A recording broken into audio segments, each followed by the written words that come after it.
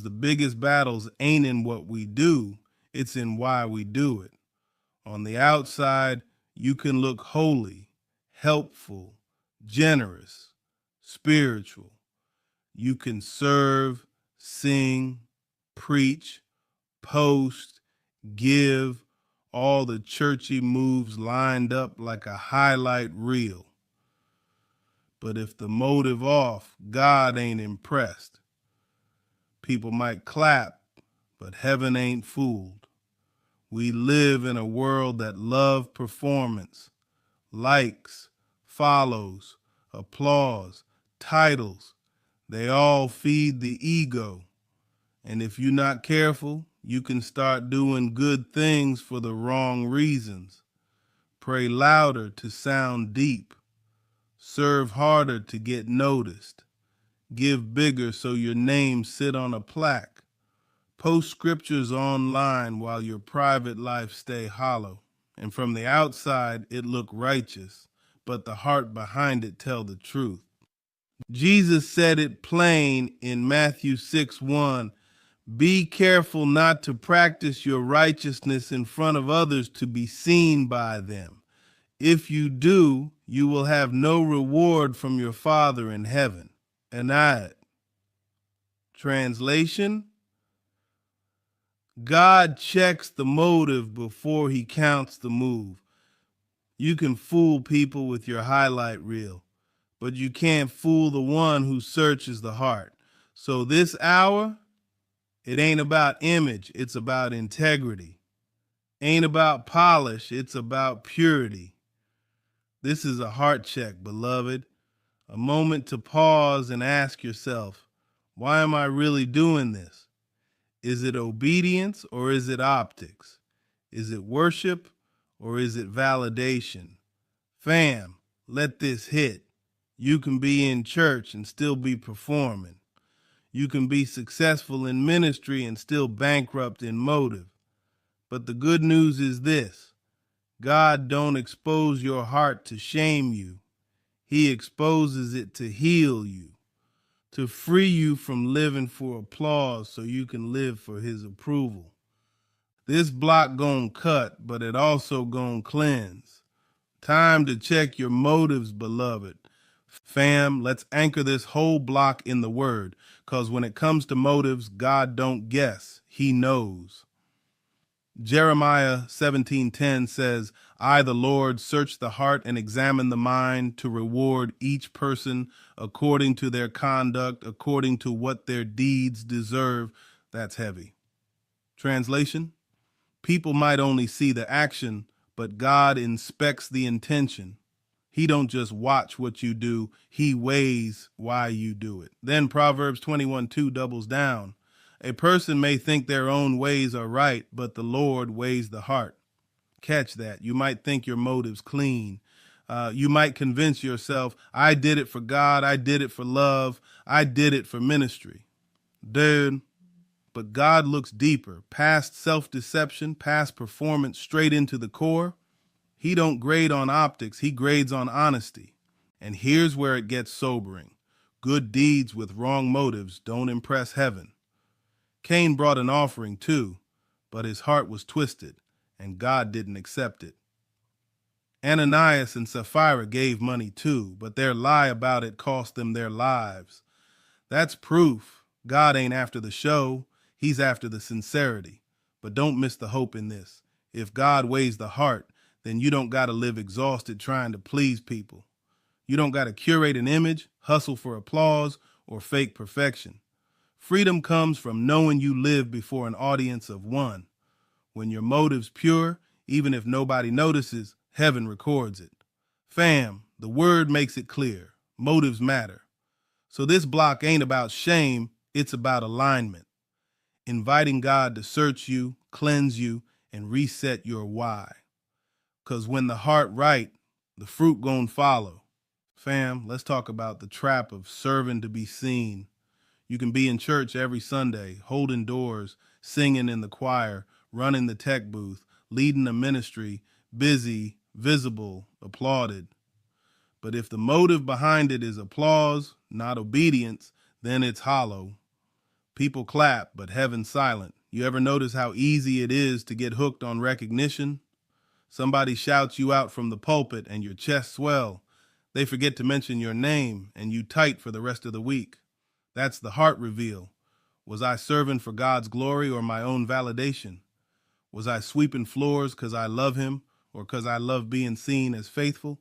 And let's keep it real. Social media make it worse. Folks serving, but every move got to be posted, hashtagged, captioned, just out here doing kingdom work. And listen, sharing testimony ain't wrong, but if the whole point of serving is to be noticed, the motive got twisted. Jesus said in Matthew 6:1, if you do your righteous acts to be seen by others, you'll have no reward from your Father in heaven. In other words, if people's applause is what you wanted, congrats, you got it. But that's all you'll get. Fam, the real test is serving in silence. Can you still pour out when nobody says thank you? Can you still show up when no spotlight ever shines on you? Can you clean bathrooms, fold chairs, give rides, knowing heaven sees even if people don't? That's when your motive's pure. So check yourself. Why are you serving? Because if the why ain't love for God and people, then the what don't matter. And beloved, the danger ain't just hypocrisy, it's exhaustion. When you serve for applause, you'll burn out quick. But when you serve from obedience, God supplies the oil. Fam, let's check another layer, giving with strings attached. On the outside, it looked generous. You hand somebody a gift, write a check, cover a bill, volunteer your time. Folks look at you like, wow, that's love. But deep down, if you expect something back, credit, loyalty, a favor later, that ain't pure generosity. That's a transaction dressed up as kindness. You ever notice how quiet the room gets when the people you helped don't clap the way you thought they should, or when they don't move the way you think they owe you? Suddenly, you salty. You replay the receipts in your mind like after everything I did for them, they couldn't even, Fam, that right there exposes the motive. True giving don't chain people, it frees them. Jesus said in Matthew 6:3-4, when you give to the needy, do not let your left hand know what your right hand is doing, so that your giving may be in secret. Then your Father, who sees what is done in secret, will reward you. That means the real reward don't come from applause or payback, it comes from heaven. But when we tie strings to our giving, we turn ourselves into puppet masters. We say, I gave you this, so you owe me that. And before long, what looked like generosity was really control. That ain't love, it's manipulation. Fam, this is a heart check. Do you give to serve or do you give to secure? Do you give for love or do you give for leverage? God weighs that. And the beauty is this. When your motive pure, you don't even keep score. You pour and move on, trusting God to handle the return. So, beloved, next time you reach out to bless somebody, ask yourself, am I looking for their thank you or God's well done? One fades quick, the other lasts forever. Fam, let's keep it real. Social media done turned spirituality into a stage. Folks posting scriptures, worship clips, selfies with captions like just blessed to serve, but behind closed doors, the fruit don't match the feed. And I ain't here to knock Shar in encouragement online. But when the posts become the point, when the likes become the reward, that's performative faith. Think about it. How many times you prayed a prayer out loud for Instagram, but skipped the prayer in secret? Or staged the photo of the outreach, but never followed up with love once the camera's gone? Jesus warned about that in Matthew 6. He said, don't pray like the hypocrites who love standing in synagogues and on street corners to be seen. They already got their reward, the applause of people. Fam, it's dangerous when your brand becomes bigger than your burden. When you spend more time crafting captions than carrying compassion. When you talk forgiveness on your story, but hold grudges offline. When you post verses you ain't even living. That's not influence, that's illusion. But here's the flip. Real faith don't need filters. The strongest prayers happen in secret. The most powerful acts of service never get posted. Heaven got a record even when Instagram don't. And the audience of one gonna outlast the followers of many. So, beloved, here's the heart check. If social media shut down tomorrow, would your walk with God still show? Would you still pray, still serve, still give, still forgive when nobody's watching? If not, maybe the motive got hijacked. Listen, faith ain't a photo shoot, it's a lifestyle. Live it in secret and let the light speak louder than the likes. Fam, let's dig into the first problem, the trap of performance. And let's be real, it's one of the hardest chains to break. We all crave affirmation. From the time we kids, we looking for somebody to clap, to nod, to say, "Good job, I see you." That's natural, but the danger is when validation becomes addiction, when your worth depends on the applause of people, not the approval of God. You ever notice how exhausting it is to keep performing? Smiling when you want to cry, serving when your tank empty, saying "I'm blessed" when your faith barely holding on. All because you don't want to disappoint people, all because you want them to think you strong. That ain't ministry, that's masquerade. Jesus exposed it in Matthew 23 when he called out the Pharisees. He said, everything they do is done for people to see. Long prayers, flashy garments, big titles, but inside, hollow. Fam, that's the trap of performance. You can look full and still be empty. And here's the danger. Performance-driven faith don't just drain you, it distorts you. You start tailoring your life around what people want to see instead of what God's asking of you. You compromise truth for optics. You trade obedience for image. And after a while, you don't even know who you really are without the applause. But beloved, let me free you. God's not impressed by performance. He's drawn to authenticity. He don't need your mask. He wants your heart. And his approval ain't something you hustle for. It's a gift already sealed in Christ. So check your motives. Are you performing for people or walking with God? Because one leads to burnout, the other leads to peace. Fam, let's talk about the danger of hypocrisy. Hypocrisy ain't just a church word. It's a life trap. It's when the outside look polished, but the inside stay messy. It's when the version of you that people see don't match the version of you that God sees. And let's be honest, we've all wrestled with it. The temptation to clean up for the crowd while keeping the dirt hidden at home. Jesus came at this heavy in Matthew 23:27. He told the Pharisees, "You are like whitewashed tombs, which look beautiful on the outside, but on the inside are full of the bones of the dead and everything unclean." That's graphic, but it's real. A tomb can be decorated, painted, even admired, but inside it still holds death. And that's the danger of hypocrisy. It tricks people into thinking you alive when you really dying inside. And here's the thing, hypocrisy don't just fool others, it fools you. The more you perform, the easier it becomes to believe your own act. You start thinking the applause mean approval, the position mean purity, the platform mean power. But motives don't lie forever. Eventually, what's hidden shows. The danger is deeper than reputation. It's separation. Hypocrisy builds walls between you and God, not because he pulls away, but because you too busy acting to actually surrender.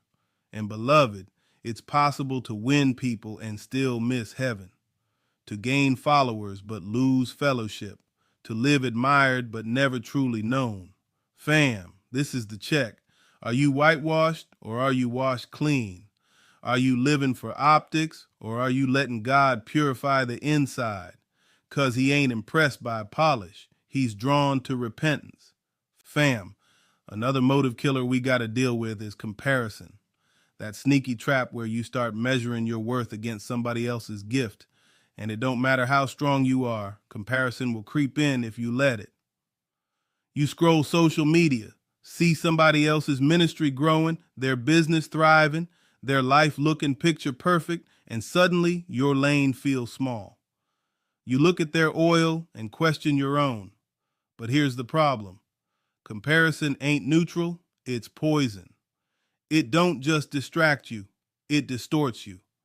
Instead of serving with joy, you serve out of envy. Instead of giving with gratitude, you give hoping to outshine. And now your motive ain't obedience, it's competition. Paul hit this in Galatians 6:4. Each one should test their own actions. Then they can take pride in themselves alone without comparing themselves to someone else. Translation: stay in your lane. Your race is yours. Your reward is tied to your faithfulness, not somebody else's highlight reel. And let's be real. Comparison don't just rob joy, it creates resentment. You start side-eyeing people God actually called you to celebrate. Instead of clapping for them, you low-key bitter, wondering why your blessing delayed. That's how the enemy twists motives. He makes you so focused on their portion, you neglect your own. But beloved, here's the truth. Oil don't look the same on everybody. Whoa. What God gave you was customized for your call. You ain't supposed to sound like them, serve like them, post like them. Your authenticity is your anointing. And if you spend your life comparing, you'll miss the beauty of what's already on you. Fam, motives get cloudy in comparison. So the heart check is simple. Stop staring at their lane and start stewarding yours. God's not asking for their fruit. He's asking for your faithfulness. And let's deal with one of the most dangerous traps, self-deception.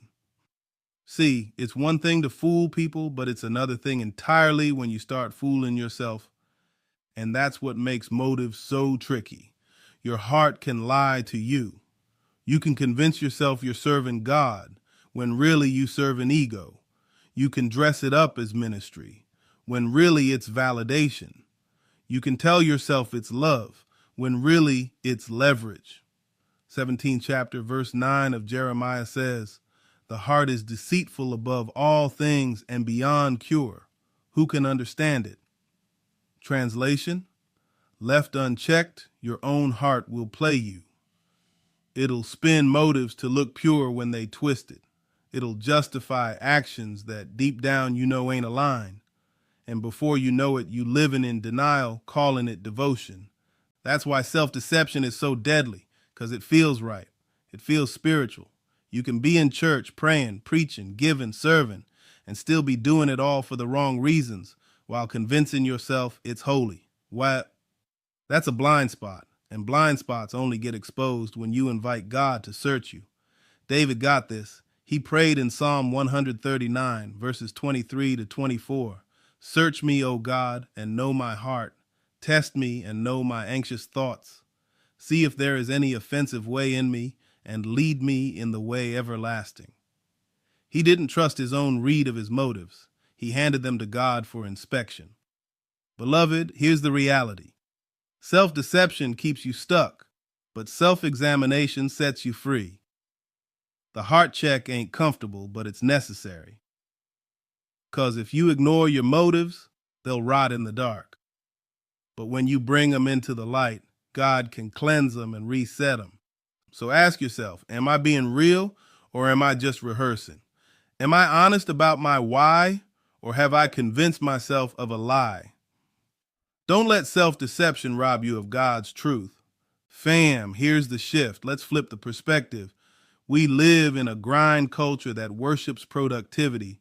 Do more, build more, post more, serve more. And somewhere in the middle of all that more, we start thinking that the volume of our work equals the value of our faith. But hear me, God don't weigh productivity the way people do. He weighs purity. Think about it. Cain and Abel both brought offerings. From the outside, they both looked productive, but only Abel's was accepted because the heart behind it was clean. That's proof. It ain't the amount, it's the motive. God would rather one act of obedience done from love than 1,000 done from ego. So here's the turn. Stop asking, how much am I doing? Start asking, why am I doing it? Purity of motive is greater than productivity of work. Heaven's not impressed by busy hands with divided hearts. Heaven moves when surrendered hearts say yes, even in the small things. And this should free you Because some of y'all been killing yourselves trying to keep up, thinking God's keeping score like a boss with a clipboard. Nah, he ain't after your numbers, he's after your heart. And when your heart's aligned, even the smallest act carries eternal weight. A cup of water given in his name, a prayer whispered in secret, a sacrifice nobody saw, that's what heaven treasures. Fam, this is your pivot. Your worth ain't tied to your output, it's tied to your obedience. God don't just want your hands busy, he wants your heart pure. And when the why is right, the what becomes worship. Fam, let's flip into the divine remix. Jesus himself called this out. In Matthew 23:27-28, he told the Pharisees, "You are like whitewashed tombs, which look beautiful on the outside, but on the inside are full of the bones of the dead. In the same way, on the outside you appear to people as righteous, but on the inside you are full of hypocrisy and wickedness." That's heavy. Jesus wasn't playing about motives. The Pharisees mastered performance, long prayers in public, loud fasting, big offerings. They had the optics of holiness, but not the heart of it. And Jesus wasn't impressed. He said straight up, "Y'all clean outside, but dead inside." That's proof that polish without purity don't move heaven. Now let's remix that to us today. You can have the Bible app streak. You can post blessed quotes daily. You can serve on every team at church. But if your motive is status, applause, or control, it's the same Pharisee spirit. Whitewashed tomb vibes. And Jesus is still saying, that ain't it. But catch the grace. He didn't call it out to condemn. He called it out to cleanse. Jesus never exposed without offering a way back. And that way is authenticity. Motives laid bare before God. Hands lifted not for cameras, but for surrender. Service done not for titles, but for love. Giving done not for leverage, but for trust. Fam, the remix is this. God don't want your act, he wants your honesty. He'd rather the raw, unfiltered, "Lord, I'm struggling," than the fake, polished, "Lord, I'm perfect." The former builds intimacy, the latter builds walls. So, beloved, this is the call. Drop the Pharisee mask. Let God cleanse not just the outside, but the inside. 'Cause when motives align, your whole life becomes living worship. Fam, let's run it back to the very beginning. Cain and Abel. Both brothers brought an offering to God. From the outside, they both looked like worshipers. Two sacrifices laid on the altar, two men given to the Lord. But heaven didn't respond the same. No, Genesis 4:4-5 says, "The Lord looked with favor on Abel and his offering, but on Cain and his offering he did not look with favor." Say, same act, different motive. Abel brought his first and his best. His heart posture was love, reverence, surrender. Cain brought something, but it wasn't his best. And the truth is, God ain't looking at the amount, he looking at the intent. Abel's gift was worship. Cain's was obligation. Abel gave from devotion. Cain gave from duty. And that's the difference between favor and frustration. But watch what happens when motives go unchecked. Cain got angry. He started comparing, resenting, spiraling. God even warned him in Genesis 4:7. "If you do what is right, will you not be accepted? But if you do not do what is right, sin is crouching at your door." In other words, fix your motive or sin gonna exploit it. And ain't that still true today? You can give, serve, worship, but if you do it out of jealousy, competition, or half-heartedness, it breeds bitterness. You'll start side-eyeing people whose motive's pure, hating their favor instead of checking your own heart. Fam, this is the remix. Your offering ain't just about what's in your hand, it's about what's in your heart. You can't bribe God with activity. He ain't looking for leftovers. He's asking for first fruit. And when your motive pure, the same act others overlook becomes the very gift heaven honors. So, beloved, let Cain and Abel be the check. Don't just bring God something. Bring him your best, your first, your heart, because the motive makes the difference between rejection and favor. Fam, let's look at the widow's mite, one of the clearest heart checks in the whole Bible. Luke 21, 1-4 tells us Jesus watched people giving at the temple. The wealthy came through dropping big coins, making noise with their offerings. Folks probably whispered, "Wow, they really blessing the house." But then came a poor widow with 2 small copper coins, barely worth anything. And Jesus said, "This poor widow has put in more than all the others. All these people gave out of their wealth, but she, out of her poverty, put in all she had to live on." Catch it. Same act of giving, but heaven weighed the motives. The rich gave out of surplus. It didn't cost them much. But the widow gave out of sacrifice. Her motive wasn't optics, it was devotion. She wasn't trying to impress, she was trying to honor. And in heaven's math, her 2 mites outweighed their mountains. Fam, this flips everything. God ain't impressed by the size of the gift. He's moved by the sincerity of the heart. You can drop stacks in the offering, but if it's for clout, it's noise. You can give pennies, but if it's for love, it's worship. The motive shifts the weight. And here's what's wild. Jesus didn't stop the rich from giving, but he redefined what more means. The world counts numbers. God counts motives. That means even when you feel small, unseen, unnoticed, heaven might be watching you closer than the ones everybody applauding. So, beloved, here's the remix. Don't despise your small when it's given with sincerity. Don't chase optics, chase obedience. God sees the heart behind the hand.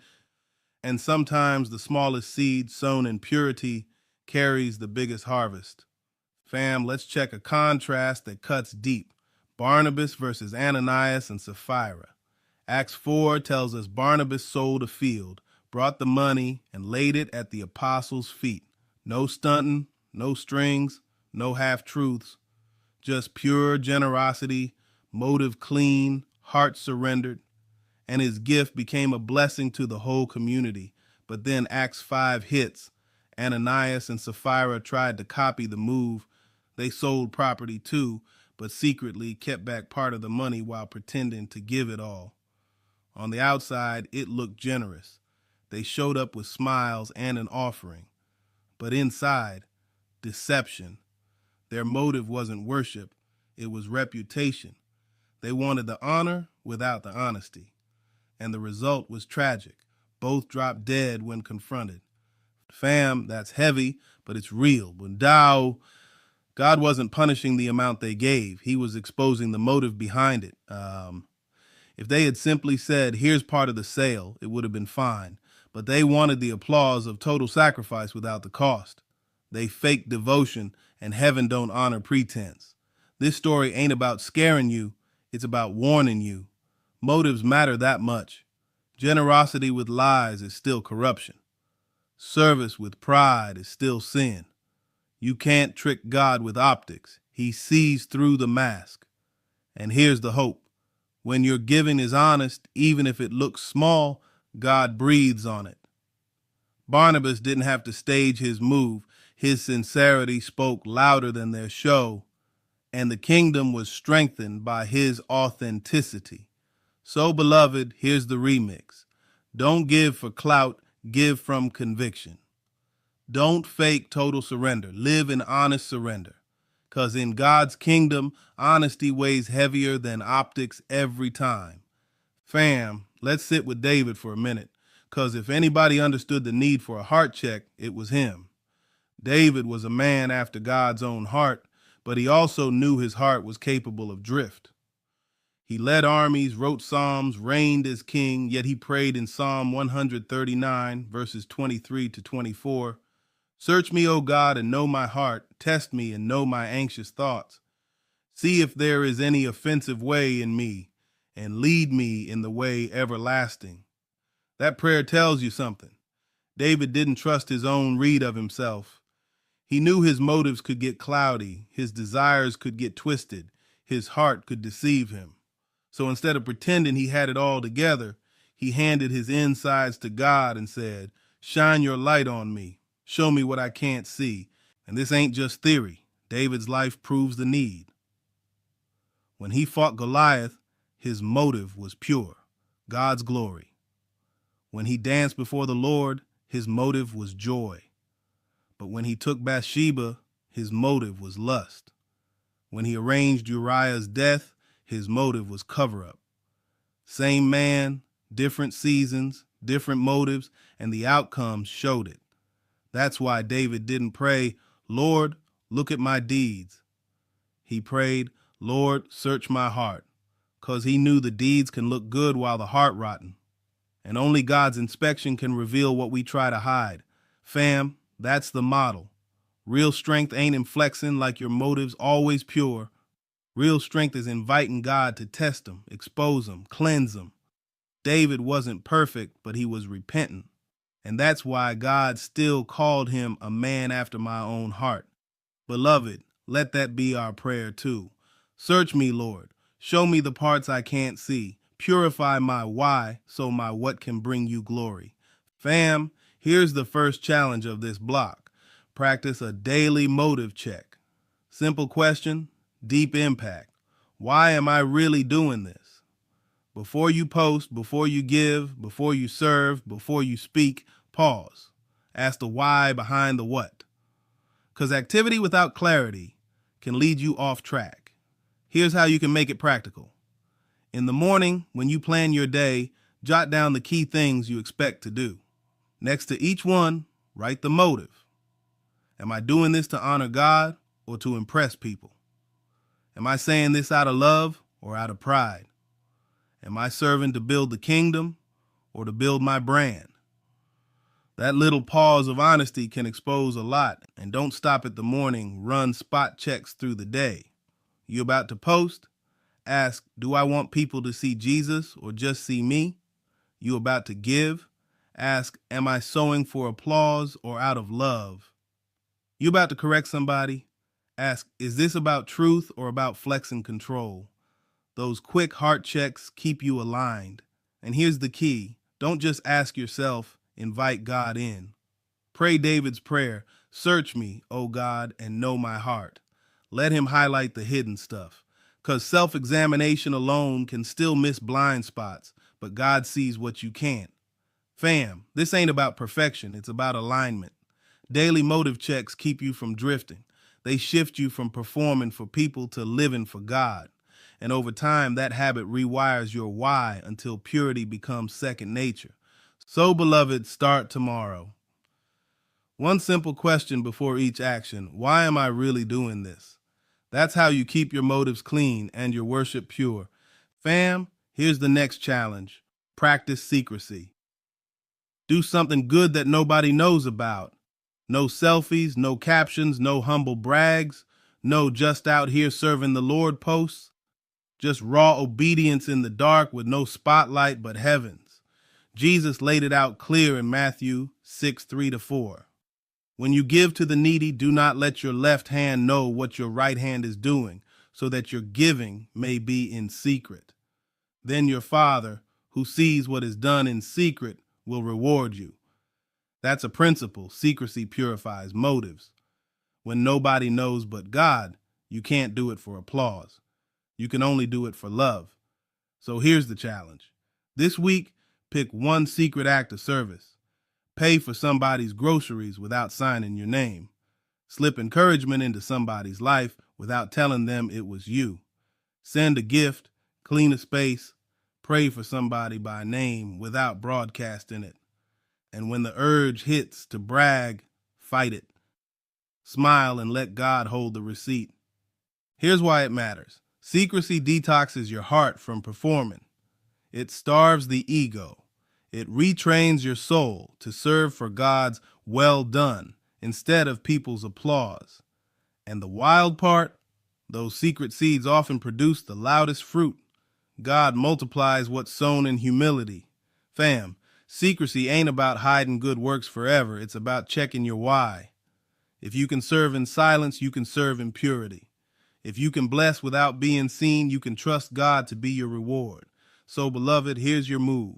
This week, choose one thing to do in secret. Don't even tell your circle. Let heaven be the only witness. And watch how it shifts your heart from performing to truly worshiping. Fam, here's the last challenge in this block. Journal your motives and pray through them. Because let's be honest, sometimes we don't see our own blind spots until we write them down and invite God to speak on them. Reflection and prayer ain't busy work. They're tools to expose what hides beneath the surface. Here's the practice. At the end of the day, sit with a notebook and write out 3 things you did.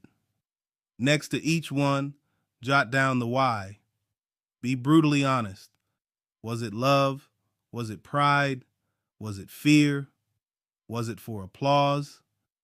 Then, don't just close the book, open your heart. Pray Psalm 139, verse 23. Search me, O God, and know my heart. Test me and know my anxious thoughts.